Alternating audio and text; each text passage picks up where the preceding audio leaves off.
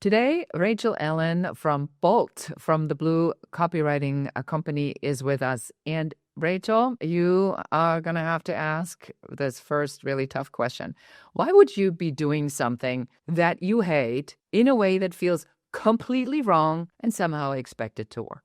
That's what I found myself asking myself a couple years ago. I'm a marketer, and I think there's a lot of dogma about how that job is supposed to be done. There's a lot of dogma about how internet business is supposed to be done. And funny enough, although I felt like I was so sort of counterintuitive from the beginning, I reached this very low point in my business when I realized I had these walls built in my mind around how I had to do things, even though it felt terrible, and even though I didn't like it, and even though it wasn't aligned with who I was. I just hadn't been able to quite break out of that because it was so pervasive in the culture in which I was living. Because I'm sure when you were a little girl and when you went to school and you did your thing, you didn't say, let me find a really terrible job that I absolutely hate and be miserable for the rest of my life. How did you slip into this? No, well, I fell into the industry completely backwards. I had ended up stranding myself in Hong Kong right after college and had to make rent and sort of found this freelance gig. And I loved it for such a long time